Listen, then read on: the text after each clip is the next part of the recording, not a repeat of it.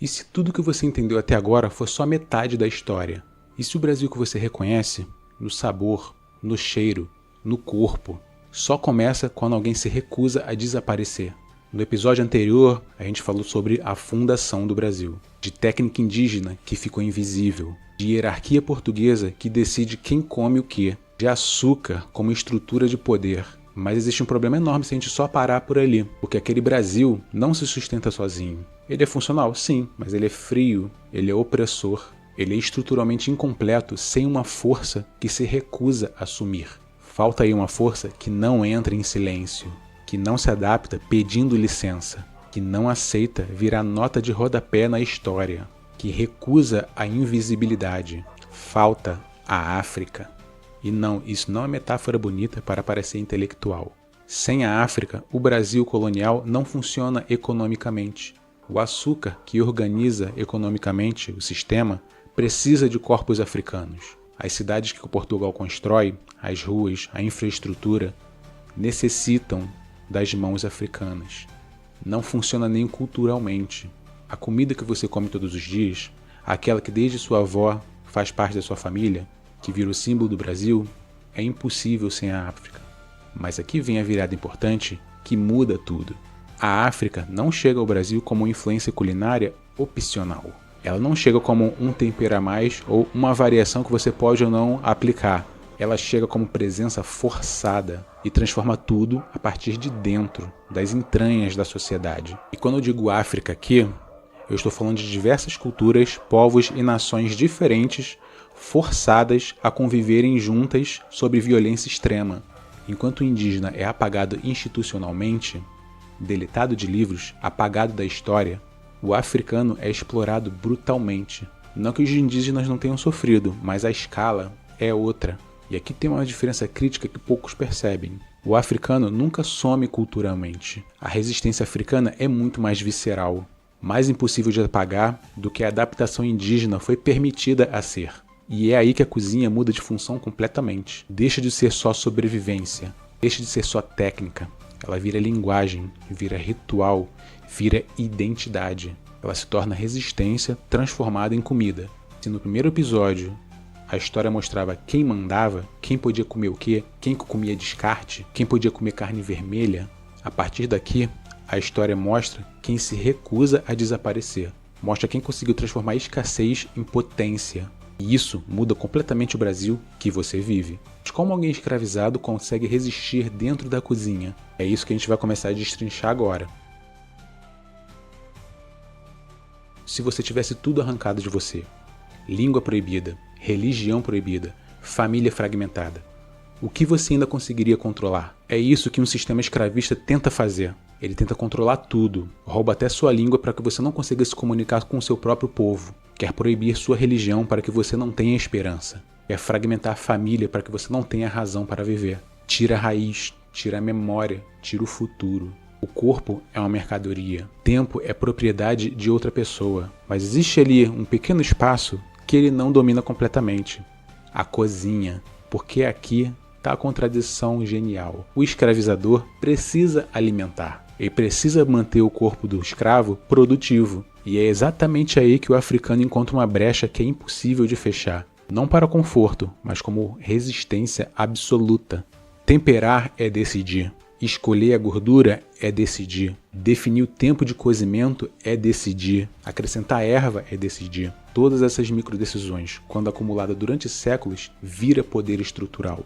A cozinha vira o último espaço de autonomia em um sistema que quer destruir essa própria autonomia. É a preservação do africano, apesar de tudo que tenta apagá-lo. Então as técnicas com temperos não são só exagero de sabor, ou cozinhar por gosto. Foi a forma que eles reencontraram de reconstrução de identidade. São respostas à tentativa sistemática de apagamento. E aqui a lógica muda completamente em relação a Portugal. Enquanto o sistema português usa comida para marcar hierarquia, como quem come carne vermelha tem status, quem come sobras tem desonra, a cozinha africana usa comida para reconstruir sua própria comunidade. Tira o poder de marcar a diferença. Tira o poder de segregar. Nada se joga fora, não por pobreza, mas por filosofia, por recusa de aceitar que algo é descartável. Partes desprezadas do animal?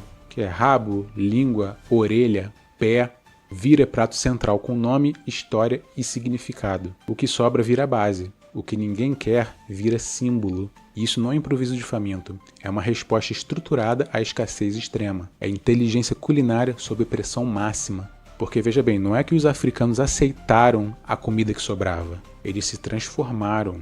Criaram sabor onde havia descarte. Criaram ritual onde havia violência. Criaram continuidade onde o sistema queria ruptura total. A cozinha deixa de ser apenas funcional. Ela vira território simbólico. Vira um espaço onde você é mais do que uma mercadoria. Você é um artista.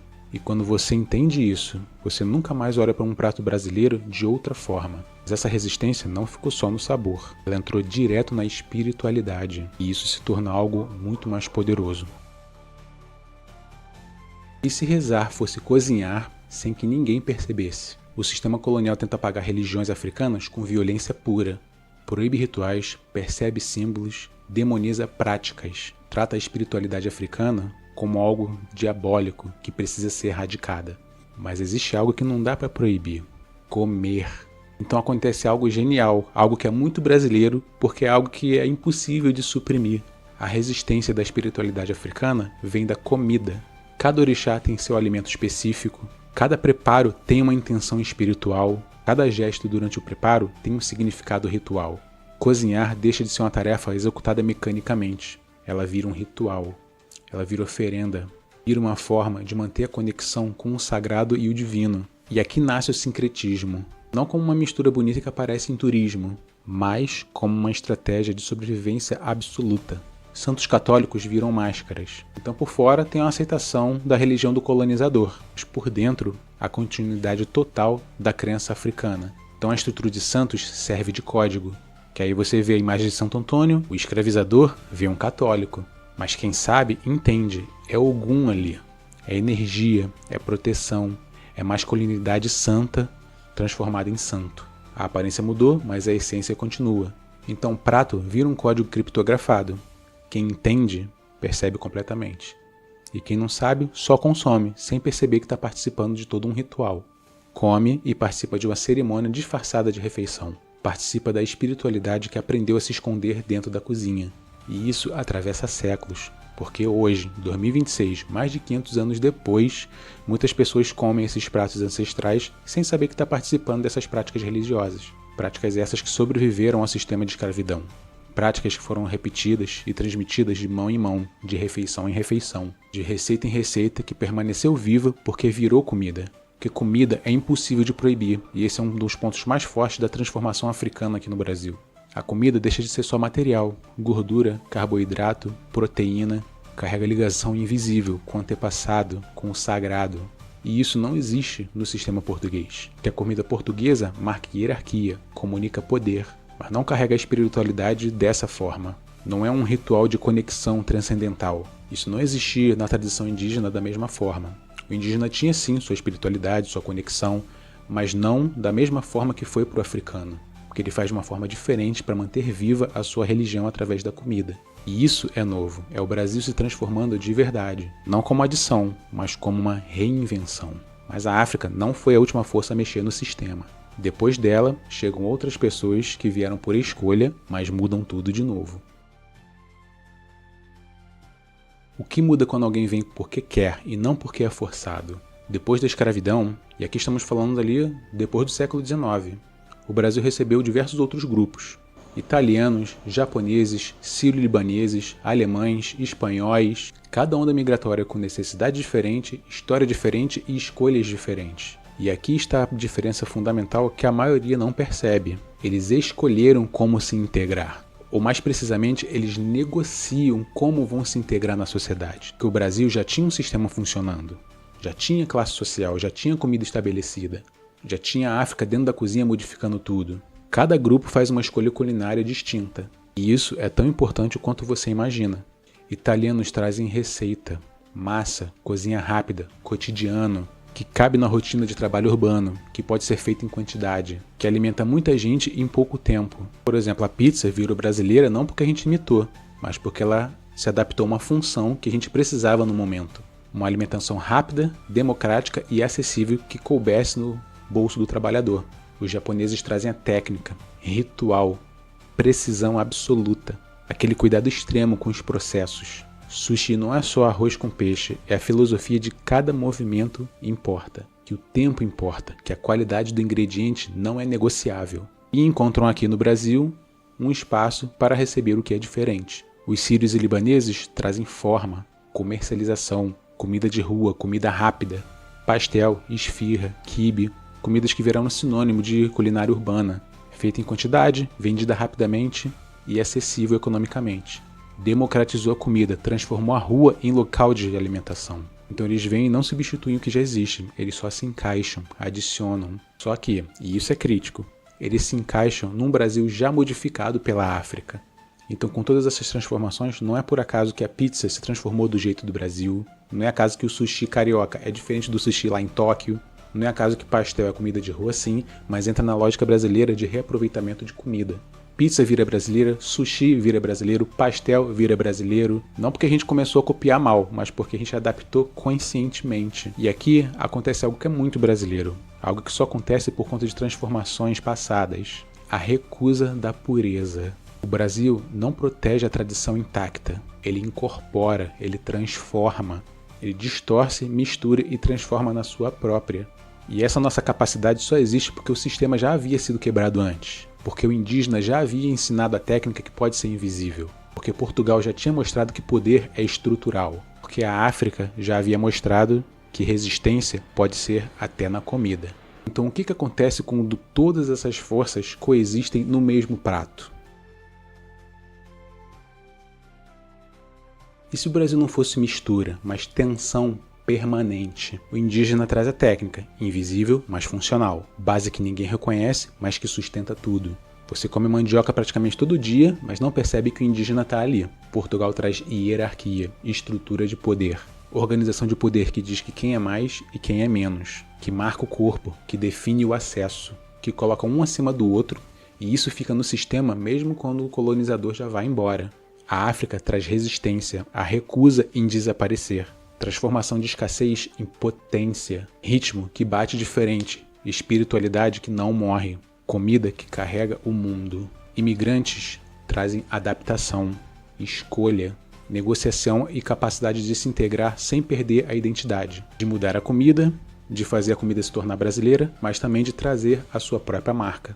E isso não vira uma harmonia. Se virasse harmonia, seria uma mentira. O Brasil não é harmonioso, ele é um sistema instável, tenso, que só funciona porque as tensões estão equilibradas permanentemente. E é exatamente por isso que funciona. Você não consegue separar as coisas uma das outras. Não sem destruir o todo. Você tira o indígena e perde a eficiência da técnica. Você tira Portugal e perde a estrutura de classe. Você tira a África e perde ritmo, capacidade de transformar o descarte em valor e a espiritualidade. Tira o imigrante e perde a adaptabilidade. Pensa na feijoada. Um prato que é o Brasil condensado em uma tigela. Ela não existe sem esses pontos. A base de vegetal é indígena, que vem antes de Portugal chegar. A carne como status de poder, porque Portugal trouxe o porco como alimentação central. Reaproveitamento de partes descartadas. Rabo, focinho, toucinho, trazidas pela lógica africana. Tempo longo de cozimento, ressignificado também pela lógica africana de coletividade e paciência. Comunidade reunida. Ritual de comida que une, que traz família. Então você tira qualquer um desses elementos. Você tira o porco, tira o feijão, tira a mesa, tira a coletividade. O prato deixa de ser feijoada, deixa de ser Brasil. O Brasil funciona do mesmo jeito. Ele não é puro, nunca foi e nunca será. O Brasil funciona do mesmo jeito. E isso não é fraqueza. É inteligência adaptativa. É capacidade de permanecer o mesmo, mesmo quando o sistema quer ruptura total. O Brasil não tenta preservar a origem, porque a origem é múltipla, contraditória e impossível de purificar. Ele preserva a função, preserva o que funciona, preserva a capacidade do que vem em algo que serve, em algo que alimenta, em algo que une. Mas se o Brasil é esse sistema complexo, como ele se manifesta em regiões diferentes? E se agora você tivesse finalmente um mapa completo da gastronomia brasileira? Nesse episódio, a gente viu a transformação, como a África reescreve o sistema, como a imigração amplia as possibilidades, como tudo junto cria uma tensão que funciona. Então agora dá para avançar no tema, porque aqui tem uma coisa importante. O Brasil não funciona igual em todas as regiões dele. No Nordeste, a transformação é intensa. Açúcar que Portugal planta, África que trabalha, indígena que foi apagado, mas deixou técnica. Isso tudo junto, concentrado e denso. A tensão ali é máxima, a resistência é visceral. É lá que você vê a transformação e a fundação operando juntas, sem filtro. Mas no Norte, o indígena permanece vivo. Ele não é só história, ele é presente. A técnica não é invisível, é prática diária. A comida lá tem um ritmo diferente. No Sudeste, tudo vira mercado. O imigrante que chegou lá não se adapta, mas transforma em negócio. O sistema capitalista abraça a cozinha. No Sul, a miscigenação já tem um limite, porque é como se fosse a Europa transplantada. A comida ali traz uma identidade diferente do resto do Brasil. No Centro-Oeste, o Brasil avança fronteira a fronteira. A comida é mais funcional, para ter energia para a expansão territorial. Então, cada região pega esse sistema, que é de indígena, português, africano e imigrante, e aplica de uma forma diferente. Eles se desenvolvem diferentes. Porque a própria geografia muda tudo. Porque a população muda tudo. A história regional muda tudo. O Brasil é imenso, com proporções continentais. Faz a Europa parecer uma ilha. Enquanto aqui a gente atravessa bairros e cidades, na Europa você estaria atravessando países. O Brasil é gigantesco.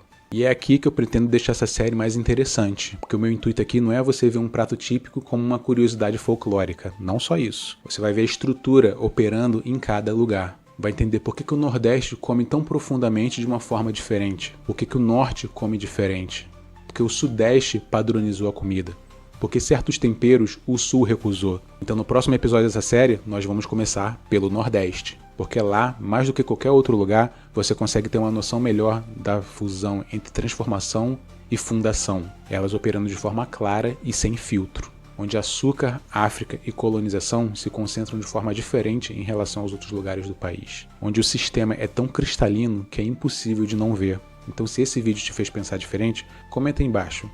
Qual o prato que você come regularmente que para você agora ganhou um novo significado? Qual é a sua herança da cultura alimentar? Então curte o vídeo, segue o canal e acompanhe o Odisseia Gourmet. Porque aqui gastronomia não é só comida, aqui é sistema, aqui é poder, aqui é história, aqui é resistência. Então, até a próxima.